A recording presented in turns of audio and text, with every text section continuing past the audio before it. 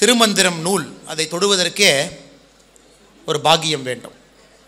அந்த நூலை படிப்பதற்கு இன்னும் ஒரு பாக்கியம் வேண்டும். காரணம், இது அனைத்தும் மனிதர்களால் எழுதப்பட்டவை கிடையாது. ஒரு மனிதன் எழுதும் பொழுது தன்னுடைய புற உறுப்புக்கள் மூலமாக உலகத்தை புரிந்து கொண்டு உலகத்தை அர்த்தத்தை தனக்குத்தானே கற்பித்து கொண்டு புத்தகங்கள் எழுதுவார்கள். அதை நாவல் என்று சொல்லுவோம். நல்ல புத்தகங்களாக இருந்தால் நாவல், சரித்திர நாவல் என்று சொல்லுவோம். அதை விட சிறந்த படைப்புகளாக இருந்தால் தலைமுறையை தாண்டி அந்த படைப்புகள் நிற்கும். ஒரு சாதாரண மனிதன் எழுதக்கூடிய, அதுவும் ஒரு மேன்மை பெற்ற மனிதன் எழுதக்கூடிய புத்தகங்களுக்கு இருக்கக்கூடிய மதிப்பு. ஆனால் திருமந்திரம் நூல் என்பது ஒரு சாதாரண மனிதர் எழுதிய நூல் கிடையாது. இது ஒரு சித்த புருஷர் எழுதிய நூல், திருமூலர் ஐயா எழுதிய நூல், 63 நாயன்மார்களிலே ஒரு மிக முக்கிய நாயன்மாராக இருந்தக்கூடிய மனிதர் எழுதிய நூல். அனைத்து நாயன்மார்களும் கூட ஒரு சித்த அருள் பெற்றிருக்கக்கூடிய ஒரு மேன்மை பெற்ற ஆன்மா எழுதிய நூல் என்று அனைவராலும் ஏற்றுக்கொண்டிருக்கக்கூடிய நூல் திருமந்திரம். திருமந்திரம் என்பது சாதாரண மனிதர்கள், வாழ்க்கையை வாழக்கூடிய மனிதர்கள், வாழ்க்கையினுடைய அர்த்தத்தை புரிந்து கொள்ளாமல் வாழக்கூடிய மனிதர்களுக்கு திருமந்திரத்தில் இருக்கக்கூடிய செய்தி என்பது பெரும் செய்தியாக இருக்கும். அது படிக்கும் பொழுது நமக்கு புரியாமல் கூட இருக்கும். காரணம், சிவத்திலிருந்து ஆரம்பித்து வாழ்க்கையை முழுமையாக யோகத்திலிருந்து அனைத்தையும் கூட மேன்மையாக விளக்கக்கூடிய ஒரு நூல். அதனால்தான் சொல்லுவார்கள், ஒரு முக்தி நிலையை அடைய முற்படுபவர்களுக்கு மட்டும்தான் இந்த நூலினுடைய உட்பொருள் புரியும் என்று சொல்லுவார்கள். ஆனால் நம்முடைய வாழ்க்கை, நம்முடைய காலச்சக்கரத்திலே நாம் வாழ்கின்ற முறையில் நம் எத்தனை மனிதர்களுக்கு அந்த நுட்பமான உட்பொருளை தெரிந்து கொள்ளும் அளவுக்கு நம்முடைய வாழ்க்கை பாக்கியமான வாழ்க்கையாக மாட்டியிருக்கின்றோம் என்பது ஒரு கேள்விதான். இந்த நுட்பமான உட்பொருள் என்பது நாம் சம்பாதித்து வைத்திருக்கக்கூடிய சொத்து மூலமாக, நாம் படித்திருக்கக்கூடிய கல்வி மூலமாக, வாழ்க்கையில் நமக்கு இருக்கக்கூடிய அந்தஸ்து மூலமாக கிடைக்காது. அது நம் அனைவருக்குமே தெரியும். எந்த ஒரு மனிதன் தன்னுடைய வாழ்க்கையை மிக கூர்மையாக கவனித்து வாழ்க்கையை நன்றாக உணர்ந்து கொண்டு அந்த உட்பொருளை நோக்கி வாழ்க்கையை வாழ ஆரம்பிக்கின்றார்களோ அந்த மனிதனுக்கு திருமந்திரத்தை பற்றி தெரியும் என்று சொல்லுவார். அதனால்தான் திருமந்திரத்திற்கு ஒரு விளக்க உரை தேவைப்படுகிறது. மிக முக்கியமாக எந்த ஒரு மந்திரத்திற்கு, எந்த ஒரு பெரும் புத்தகத்திற்கு விளக்க உரை தேவையோ, திருவாசகத்திற்கும் திருமந்திரத்திற்கும் விளக்கு உரை நிச்சயமாக மனித குலத்திற்கு தேவைப்படுகிறது. அதை நம்முடைய தவத்திரு அன்னை சகுந்தலா அவர்களைப் போல மனிதர்கள், வாழ்க்கையினுடைய நுட்பத்தை அறிந்து கொண்டவர்கள் அதை எளிமையாக்கி நம்மை போன்ற சாதாரண மனிதர்களும் அதை புரிந்து கொண்டு அதன் மூலமாக நம்முடைய வாழ்க்கையை மேம்படுத்துவதற்காக இதை போன்ற நிகழ்வுகள், நிகழ்ச்சிகள், இதை போன்ற விளக்கு உரை புத்தகங்கள் நமக்கு தேவைப்படுகிறது. நான் என்னுடைய வாழ்க்கையை ஆரம்பிக்கும் பொழுது எனக்கு என்னுடைய நண்பர் கரூரில் ஒரு பெரிய ஒரு மருத்துவராக இருக்கக்கூடிய, முழுவதுமே தன்னுடைய வாழ்க்கையை சிவபெருமானுக்காக அர்ப்பித்துவிட்டு தான் சம்பாதிக்கக்கூடிய பெரும் பகுதியை ஆண்டவனுடைய இறைப்பணிக்காக செலவு செய்யக்கூடிய ஒரு மாமனிதர் என்னிடம் வந்து, சகோதரரே, திருமந்திரத்தில் நீங்கள் எது படிக்கிறீங்களோ இல்லையோ, திருமந்திரத்தினுடைய 568வது பதிகத்தை நீங்கள் படித்து உங்கள் வாழ்க்கையிலே நீங்கள் பின்பற்ற ஆரம்பிக்க வேண்டும். நீங்கள் பின்பற்ற ஆரம்பிக்கும் பொழுது உங்கள் வாழ்க்கையிலே ஒரு பெரும் மாற்றத்தை நீங்கள் காண ஆரம்பிப்பீர்கள் என்று சொன்னார்கள். எனக்கு அப்போது அதனுடைய மகத்துவம் தெரியவில்லை. எனக்கு ஒரு திருமந்திரம் புத்தகத்தை கொடுத்து விட்டு சென்றிருந்தார். அந்த புத்தகத்தில் இருக்கக்கூடிய அந்த பதிகம், இந்த பதிகத்தினுடைய மகத்துவம் 568வது பதிகத்தினுடைய மகத்துவம் தெரியவில்லை.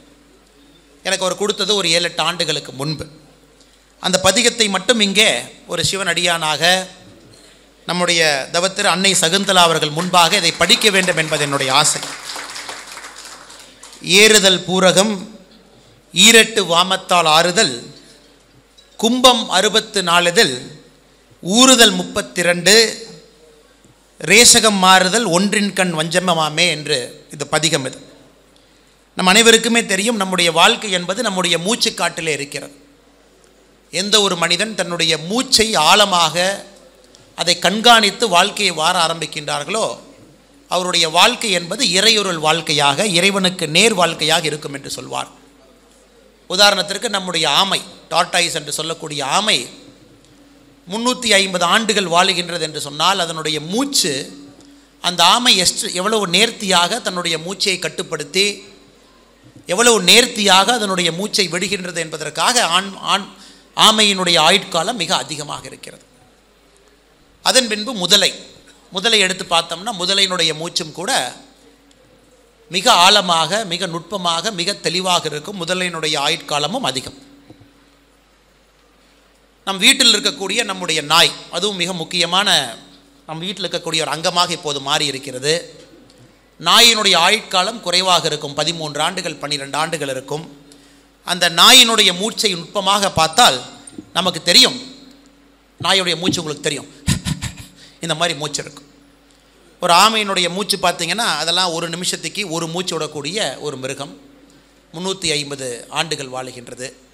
ஸோ நீங்கள் ஒரு மிருகமாக பார்த்து வாழ்க்கையை கணக்கு போடும் பொழுது எந்த மனிதன் தன்னுடைய மூச்சை கட்டுப்படுத்தி அதன் மூலமாக வாழ்க்கையை வாழ ஆரம்பிக்கின்றார்களோ இறை அருள் கிடைக்கும் என்று சொல்வார்கள். அந்த இறை அருளும் கூட ஒரு தேனினுடைய சுவையை போல. அந்த தேனை நாம் நம்முடைய நாக்கிலே தொட்டு பார்க்கும் பொழுது ஒரு மனிதனுக்கு என்ன ஒரு சுவை கிடைக்குமோ அதுதான் நமக்கு கிடைக்கும். சாதாரண மனிதர்களுக்கு, எல்லாவற்றையும் தாண்டி பயணம் செய்யக்கூடிய மனிதர்களுக்கு நம்முடைய தவத்திரு அன்னை சகுந்தலா அவர்களைப் போல அனைத்து பற்றுக்களையும் விட்டு தன்னுடைய வாழ்க்கையிலே அடுத்த கட்டத்திற்கு செல்ல முடியும்.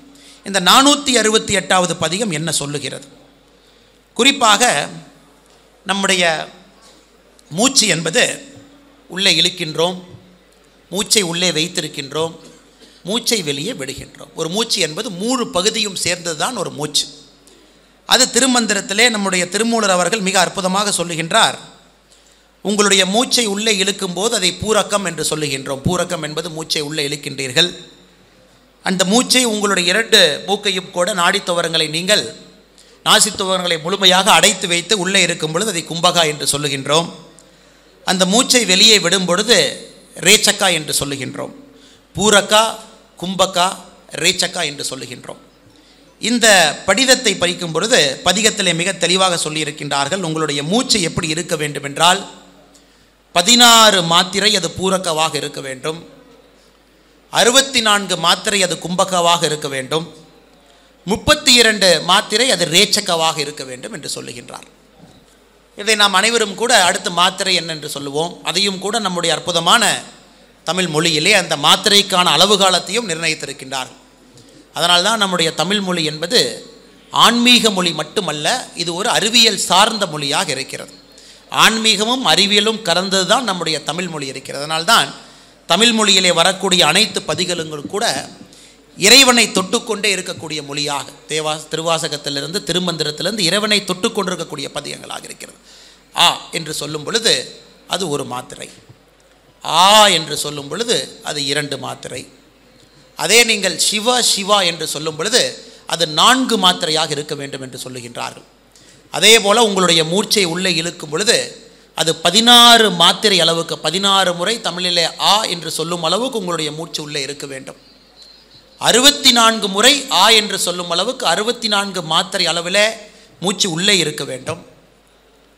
32 மாத்திரை சொல்லும் அளவுக்கு மூச்சு வெளியே வர வேண்டும் என்று சொல்லுகின்றார்கள். 16, 64, 32. இதை செய்ய முடியாதவர்கள் வேறு காலகட்டத்தில் நம்முடைய யோக பயிற்சியில் இதற்கான வேறு அளவுகோலை வைத்திருக்கின்றோம். 4, 16, 8 என்று செய்கின்றோம், அல்லது 16, 64, 32 என்று செய்கின்றோம்.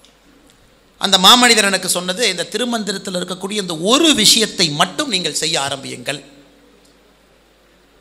மிச்ச பதியங்கள் அனைத்தும் உங்களுடைய வாழ்க்கை மேம்படும் பொழுது உங்களுக்கு புரிய ஆரம்பிக்கும் பொழுது இறைவனை நோக்கி நீங்கள் அருகாமையில் செல்வீர்கள். இதை செய்ய ஆரம்பிக்கும். அதை தவறாமல் என்னுடைய வாழ்க்கையில் செய்ய ஆரம்பித்திருக்கின்றேன். கிடைக்கின்ற நேரத்தில் ஒரு மூச்சு பயிற்சியாக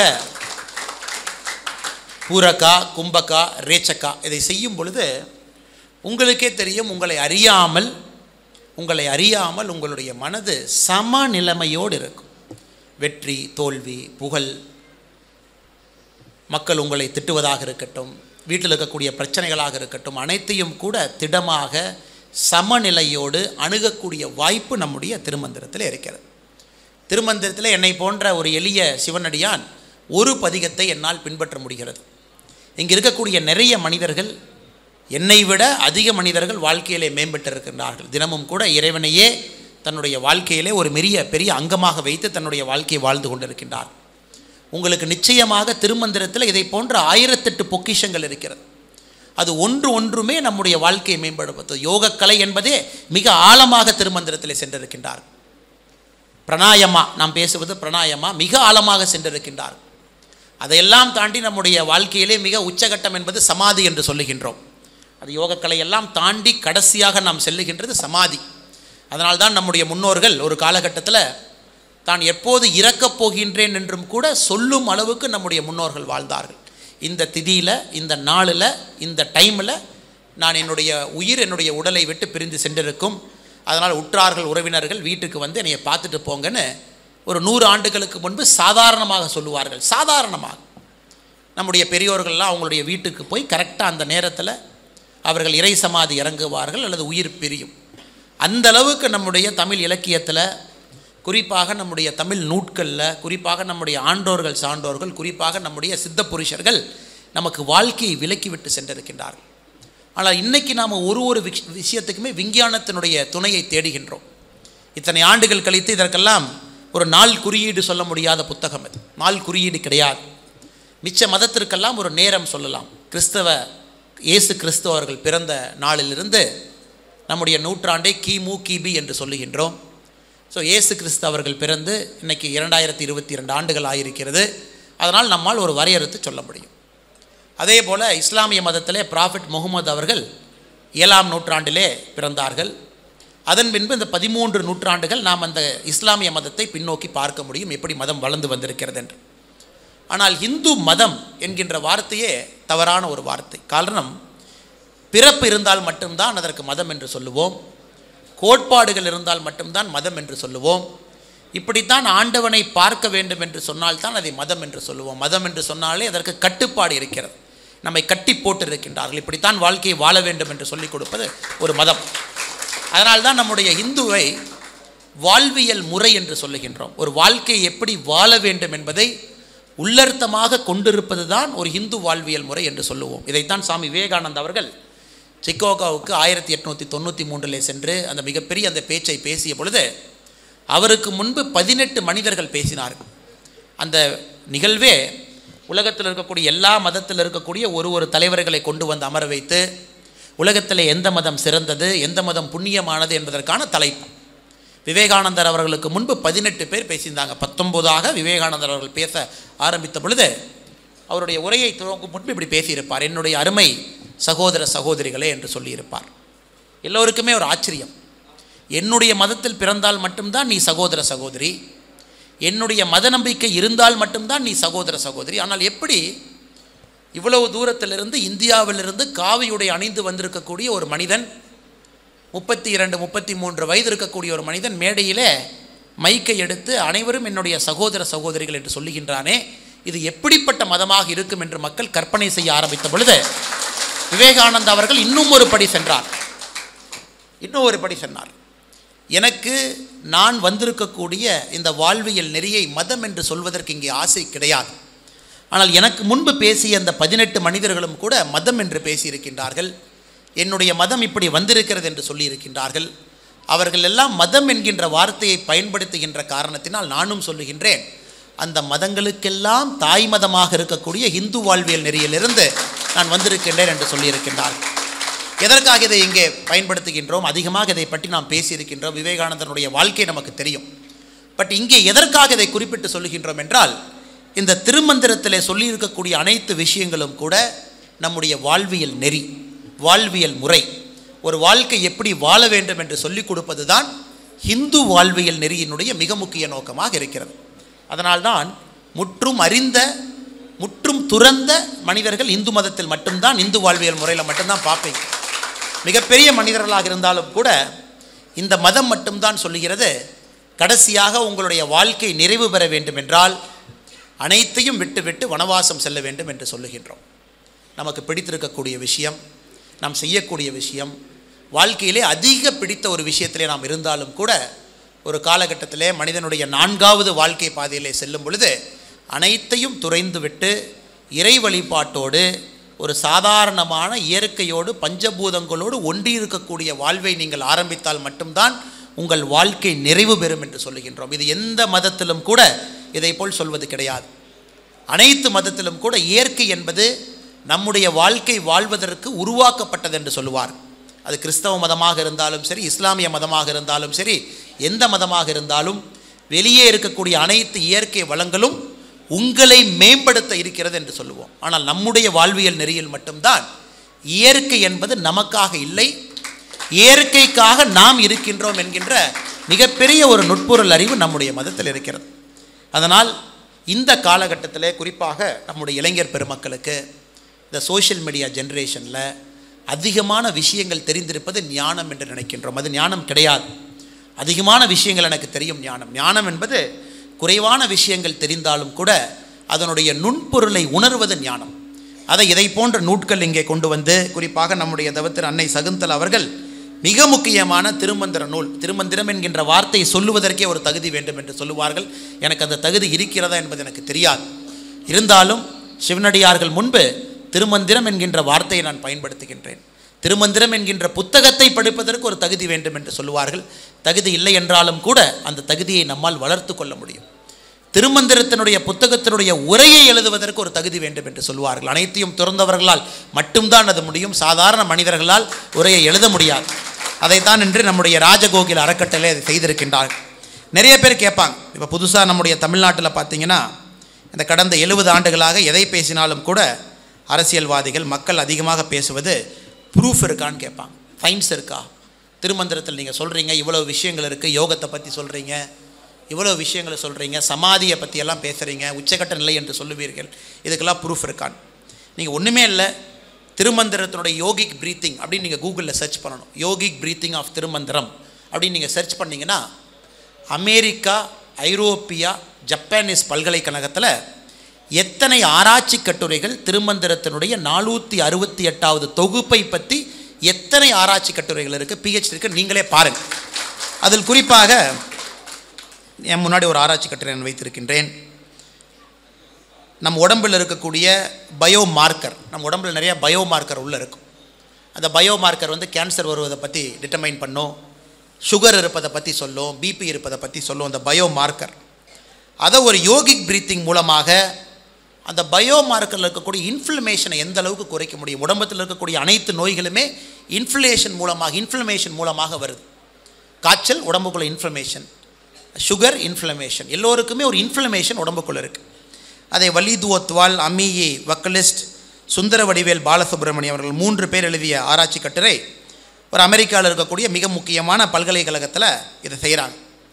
20 பேர் கண்ட்ரோல் குரூப், 20 பேர் கண்ட்ரோல் குரூப், உங்களை 20 பேர் ரேண்டமாக, 20 பேர் வந்து ரேண்டமைஸ்டு குரூப்பாக 2 குரூப்பாக எடுக்கிறாங்க. அதில் ஒரு குரூப் வந்து 21 நாட்கள் திருமந்திரத்தினுடைய யோக முறையை சொல்லிக் கொடுக்கின்றார்கள். அதாவது உங்களுடைய மூச்சு பயிற்சியை 16, 64, 32ஆக 21 நாட்கள் நீங்கள் மூச்சு பயிற்சி பண்ணணும். இன்னும் 20 பேர் நீங்கள் அதெல்லாம் பண்ண வேண்டாம், உங்கள் உடம்பில் இருக்கக்கூடிய மார்க்கரை நாங்கள் செக் பண்ணணும். அதற்கு எலிசா டெஸ்ட்னு ஒன்று இருக்குது, multiple enzyme linked immuno absorbent ஆசேன்னு ஒரு டெஸ்ட்டு. இது பார்த்திங்கன்னா ஹெச்ஐவியிலிருந்து பல முக்கியமான நோய்களுக்கு இந்த எலிசா டெஸ்ட் எடுத்து பார்ப்பாங்க, உடம்பில் என்ன இன்ஃப்ளமேஷன் இருக்குன்னு. அதெடுத்து பார்த்திங்கன்னா எப்படி தினமும் 20 நிமிடம் இந்த யோகக்கலையை பண்ணுற குரூப்புக்கும் 20 நிமிடம் யோகக்கலை செய்யாத குரூப்புக்கும் அவங்களுடைய சலைவா எடுத்து டெஸ்ட் பண்ணும் பொழுது எப்படி கிட்டத்தட்ட 90% அவர்களுக்குள்ள ஒரு மாற்றம் இருக்குது அப்படிங்கிறது ஒரு ஆராய்ச்சி கட்டுரை. அதனால் ஆராய்ச்சின்னு ஒரு வார்த்தை வருவதற்கு முன்பாகவே, அறிவியல் என்கின்ற ஒரு வார்த்தை வருவதற்கு முன்பாகவே திருமந்திரம் எழுதப்பட்டிருக்கிறது. திருமூலர் அவர்கள் இந்த மந்திரத்தை எழுதியிருக்கின்றார்கள். காரணம், இந்த மந்திரத்தை, இந்த புத்தகத்தை எழுதியவர்கள் மேன்மை அடைந்த மனிதர்கள். இவர்கள் சாதாரண நிலையிலே இந்த புத்தகத்தை எழுதவில்லை, முற்றும் துறந்து ஒரு மேன்மை நிலையிலே இந்த பஞ்சபூதங்களை பார்த்து நுட்பொருளை புரிந்து கொண்டு எழுதப்பட்ட ஒரு புத்தகம். அந்த புத்தகம் நிச்சயமாக இந்த விளக்கு உரை என்ற மேடையிலே நம்முடைய அம்மையார் அவர்கள் கையில் நமக்கு கிடைத்திருக்கிறது. இதை நாம் அனைவருமே பயன்படுத்த வேண்டும், படிக்க வேண்டும், வாழ்க்கையில் ஒரு மாற்றத்தை காண வேண்டும். அதுவும் குறிப்பாக இளைஞர்கள் யார் இருக்கீங்களோ அவர்களுக்கு அதிகமாக, ஏன்னா இங்கே இருக்கக்கூடிய பெரியவர்கள் அனைவருமே அவர்களுடைய நெற்றியிலே திருநூறு இருக்கிறது. அதிகமாக பார்த்திங்கன்னா எல்லா பெரியவர்கள் நெற்றியில் ஒரு திருநூறு இருக்குது. மந்திரமாவது நீர் என்று சொல்வது போல் அனைவருடைய நெற்றில் ஒரு திருநூறு இருக்குது. அனைவருமே இங்கே சிவனடியார்களாக தான் இருக்கின்றார்கள். கிட்டத்தட்ட 50 வயது நிறைவேறுகள் அதிகமானவர்கள் தான் இதில் இருக்காங்க. அப்படின்னா வாழ்க்கையை அவர்கள் உணர்ந்து அறிந்து வாழ்க்கை எப்படி வாழ வேண்டும் என்பதை புரிந்து நமக்கு ஒரு சாட்சிகளாக வாழ்ந்து கொண்டிருக்கின்றார். மெயினாக இங்கே இருக்கவங்க இளைஞர்கள், நிறையா இளைஞர்கள் வெளியெல்லாம் இருக்கும். நாம் இந்த வயசிலே இதை முழுமையாக உணர்ந்து கொண்டு நம்முடைய வாழ்க்கையை இதுபோல் திருமந்திர வழியிலே வாழ ஆரம்பிக்கும் பொழுது போட்டி பொறாமை இன்னல்கள் எதுவும் இல்லாமல் சமநிலைமையோடு வெற்றி என்று வந்தால் தோல்வி வந்துதான் ஆகும் என்பது இயற்கையினுடைய நீதி. தோல்வி என்று வந்தால் வெற்றி என்பது வரும் என்பதும் இயற்கையினுடைய நீதி. அப்படி இருக்கும் பொழுது இரண்டும் சமம்தான். வெற்றி வந்தால் தோல்வி வந்தாகணும், தோல்வி வந்தால் வெற்றி வந்தாகணும் என்பது இயற்கை சொல்லிக் கொடுப்பது, இயற்கை சொல்லுகின்ற பாடம். நாம் வெற்றி வரும் பொழுது ரொம்ப உணர்ச்சி பசுப்படுவதும் தோல்வி வரும் பொழுது ரொம்ப சங்கடப்படுவதும் நம்முடைய இளைஞர்களுக்கு ரொம்ப சாதாரணமாயிடுச்சு. அதனால தான் பள்ளியில் அதிகமாக சூசைட் நடக்குது. ஒரு 2 நாட்களுக்கு முன்பு பேப்பரில் பார்த்தேன், காரைக்காலில் ஒரு தாயார் அதே பள்ளியில் தன்னுடைய மகனை விட அதிக மதிப்பெண் பெற்ற ஒரு மகனுக்கு அவர் குடிக்கக்கூடிய கூல்ட்ரிங்க்ஸில் விஷத்தை கலந்து தன்னுடைய மகனை விட அதிக மதிப்பெண் தன்னுடைய மகனுடைய நண்பன் வாங்கியிருக்கிறான் என்பதற்காக அந்த தாய் காரைக்காலில் மகனுடைய நண்பனை கொலை செய்திருக்கின்றார். இதெல்லாம் பாருங்கள், இந்த சமுதாயத்தில் ஆழ்வார்கள் நாயன்மார்கள் வாழ்ந்த அந்த பூமியில் பரம்பொருளை உணர்ந்த மக்களிடத்தில் பஞ்சபூதங்களோடு ஒன்றி வாழக்கூடிய நம்முடைய மனிதர்கள் மத்தியில் எதற்காக கொலை செய்கின்றார்கள் என்று பாருங்கள். என்னுடைய மகனை விட அதிக மதிப்பெண் வாங்கியிருக்கின்றார் என்பதற்காக காரைக்காலில் கொலை நடந்து அந்த அம்மணியை கைது செய்திருக்கின்றார். இதெல்லாம் தினமும் பார்க்குறோம். குரோதம், காமம், யாரையோ போய் கொள்வது, கூட்டு பலாத்காரம், நகையை பிடுங்கி செல்வது, சமுதாயத்தில் குற்றங்கள் அதிகமாக கொண்டிருக்கிறது. காரணம், நம்முடைய வாழ்வியல் முறை என்பது இந்து வாழ்வியல் முறையிலிருந்து மாற ஆரம்பித்து விட்டது. அதனால் நம்முடைய இளைய தலைமுறை மக்கள் இதை எடுத்து சென்று எப்படி நம்முடைய முன்னோர்கள் பெரியோர்கள் வாழ்ந்தார்களோ அதே போல் ஒரு வாழ்க்கையை ஆடம்பரம் இல்லாமல் எந்த விதமான அணிகலனையும் அணியாமல், இந்த சமூக வலைதளம் என்பது நம்மை மேம்படுத்தத்தான் இருக்கிறதோ தவிர அதற்கு நாம் அடிமையாக இருப்பதற்கு இல்லை என்பதை புரிந்து கொண்டு ஒரு விஷயத்தையும் நம்முடைய இளைய தலைமுறை இப்போ கையில் எடுக்கணும். ஆனால் ஒரு பக்கம் நம்முடைய பாரத பிரதமர் நரேந்திர மோடி ஐயா அவர்கள் இந்தியாவை நம்முடைய பாரதிய கலாச்சார அடிப்படையிலே கொண்டு சென்று கொண்டிருக்கின்றார்கள். ஒரு விஷயத்தையுமே பார்த்து செய்கிறாங்க. உதாரணத்துக்கு ஒரு 4 நாட்களுக்கு முன்பு கொச்சியில் ஒரு விமானத்தை தாங்கக்கூடிய கப்பலை அறிமுகப்படுத்தும் பொழுது INS விக்ரந்த், அந்த நேவலுக்கு இருந்த சிம்பல் இன்சிக்னியா என்று சொல்லக்கூடிய முத்திரையை கூட, அந்த முத்திரை இங்கிலாண்டினுடைய நேவல் கிராஸாக இருந்த ஒரு முத்திரை, எனக்கு 75 ஆண்டுகள் கழித்து அந்த முத்திரையை அகற்றிவிட்டு நேவல் ஃபோர்ஸுக்கு சத்ரபர்த்தி வீர சிவாஜியினுடைய ராஜமுத்திரையை கொடுத்துருக்காங்க. 400 ஆண்டுகளுக்கு முன்பு வாழ்ந்த சிவாஜி அவர்களுடைய ராஜமுத்திரை இன்றைக்கி நம்ம இந்திய நேவல் படையினுடைய முத்திரையாக 4 நாட்களுக்கு முன்பு அறிமுகப்படுத்தி. இந்த மாதிரி ஒரு விஷயமே செய்து கொண்டிருக்கின்றார். பழைய கலாச்சாரம் வர வேண்டும், பாரதிய கலாச்சாரம் வர வேண்டும், அடிமைத்தனம் என்பது எண்ணத்திலும் கூட இருக்கக்கூடாது என்பது ஒரு இடத்துலையும் செய்கிறார். அப்படி இருக்கும் பொழுது நம்மை போன்ற இளையவர்கள், இங்கே இருக்கக்கூடிய பெரியவர்கள் வழிகாட்டுதலோடு நம் வாழ்வியல் முறையிலும் கூட அந்த கலாச்சாரத்தை கொண்டு வருவது அவசியம். ஏன்னா வெளியெல்லாம் மோடிஜி மாற்றுறார், உள்ளே மாற்ற வேண்டியது நம்முடைய கடமை. அது மோடிஜினால் முடியாது, அது நம்முடைய கடமை. அதை போன்ற அற்புதமான பொக்கிஷங்கள் திருவாசகத்திலே, திருமந்திரத்திலே, அனைத்து அற்புதமான நம்முடைய தமிழ் இலக்கியம் சார்ந்த, அறிவியல் சார்ந்த, ஆன்மீகம் சார்ந்த அற்புதமான புத்தகத்தில் இருக்கிறது. எனக்கு ஒரு பெரிய பாக்கியம், இங்கே வந்து திருமந்திரத்தை என்னுடைய கையிலே தொட்டு அம்மா அவர்கள் கொடுத்த விளக்குரையை, அந்த புத்தகத்தை ஏற்றுக்கொண்டு இன்னொரு மனிதனுக்கு கொடுப்பது என்னுடைய பாக்கியமாக நினைக்கின்றேன். அதனால் நம்முடைய வாழ்க்கையில் இதை முழுமையாக உணர்ந்து கொண்டு நாம் செயல்படுவோம் என்று சொல்லி இங்கே வந்திருக்கக்கூடிய அனைத்து சிவனடியார்களுடைய பாதங்களை தொட்டு வணங்கி சிவா என்று சொல்லி எப்பொழுதும் கூட இறை துணை உங்களோடு இருக்கட்டும். உங்களுடைய ஆசீர்வாதங்களும் வாழ்த்துக்களும் என்னை போன்ற மனிதர்களுக்கும் இங்கே இருக்கக்கூடிய இளைய தலைமுறை சகோதர சகோதரிகளுக்கும் இருக்கட்டும் என்று உங்களுடைய அன்பை வேண்டும் என்று சொல்லி வாய்ப்பு கொடுத்த இந்த அற்புதமான ராஜகோகில அறக்கட்டளை சகோதரர்களுக்கும் என்னுடைய நன்றி கலந்த வணக்கத்தை தெரிவித்துக் கொள்கின்றேன். நன்றி, வணக்கம். பாரத் மாதா கி ஜெய்.